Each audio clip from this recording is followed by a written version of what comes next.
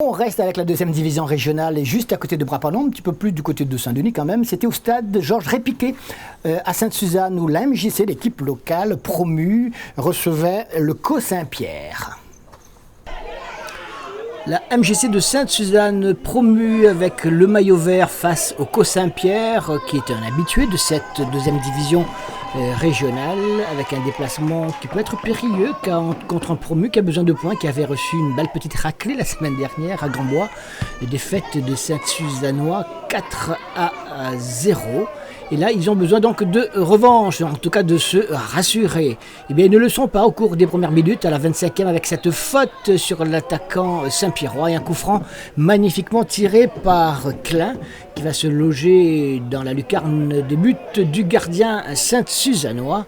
Et cela fait 1-0, le temps évidemment que tout le monde se mette en place sous l'autorité de l'arbitre central.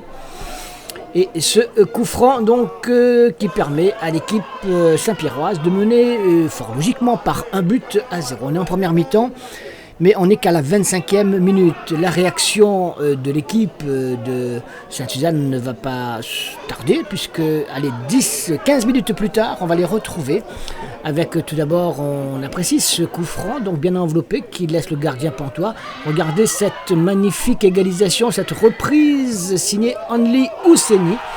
Magnifique reprise de volée de l'ex-attaquant Saint-Josephois qui est aujourd'hui à Sainte-Suzanne. Et ça fait donc mouche pour le plaisir des yeux. Un but partout, score à la pause entre Sainte-Suzanne et le CO Saint-Pierre. Et puis sur cette faute, on joue déjà les arrêts de jeu, de longs arrêts de jeu, 97e minute, ce deuxième but de Only Ousseni qui permet à Sainte-Suzanne, sur penalty donc, de reprendre l'avantage, de prendre l'avantage et de mener par 2-1. On croit qu'on va s'arrêter à ce résultat. Eh bien, pas du tout, puisque de longues minutes plus tard, toujours dans les arrêts de jeu, cette main dans la surface de réparation est sanctionnée par un légitime penalty là également. Mais, eh bien, il y a Nicolas Château, l'ex-gardien de Sainte-Marie, qui est fort bien inspiré et qui détourne le tir de l'attaquant Saint-Pierrois, tout à la joie de ses partenaires, vous le voyez. Car là, vraiment, on est dans les ultimes secondes, car l'arbitre sifflera la fin de cette rencontre juste après cette action. L'occasion des Saint-Pierrois allait passer. Ils auraient pu égaliser, repartir dans le sud avec les 2 points du match nul. Il n'en sera rien grâce pour les Saint-Suzannois à Nicolas Château qui empoche donc Sainte-Suzanne ses 4 premiers points d'une victoire rassurante sur son intégration dans ce groupe de la deuxième division régionale. Et pour le plaisir, le geste de Nicolas Château. Victoire de Sainte-Suzanne, 2-1. Nicolas, on va revenir un petit peu sur ce match, notamment ton arrivée sur la MJC. Comment ça s'est passé un petit peu? Bah, écoutez, très belle arrivée, un très bel accueil de la part de toute l'équipe, que ce soit le président, en passant par les joueurs, etc. Tout s'est bien passé. On va dire que comme si j'y étais depuis toujours, donc voilà, c'est tant mieux pour le groupe. On est un groupe nouveau et avec de très jeunes joueurs et on a une équipe à bâtir et ça commence bien. Cette victoire aujourd'hui nous apaise un peu vu les circonstances du match, quoi. Je pense que les joueurs qui ont été pris, on est quand même des joueurs cadres, donc on se doit justement à des moments clés de faire ce qu'il faut. Voilà, de faire ce qu'il faut. Aujourd'hui, ça me réussit à la dernière seconde, tant mieux.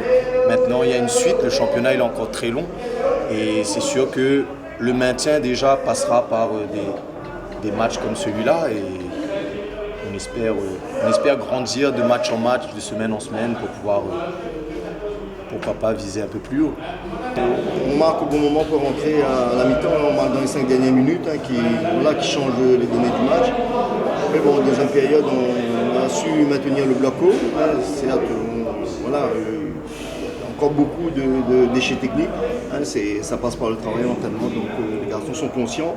Après aussi, il y a une nouvelle méthode, ils ne sont pas habitués dans la discipline, la rigueur, qui est un peu ce que je demande, qui est sur du long terme, mais même là, d'être concentré depuis 3 jours avant la rencontre, c'est pas évident pour eux. C'est pour ça que je dis bon, après en construction, c'est les garçons qui ne sont pas habitués, qui se mettent au parfum et qui donnent le meilleur de eux.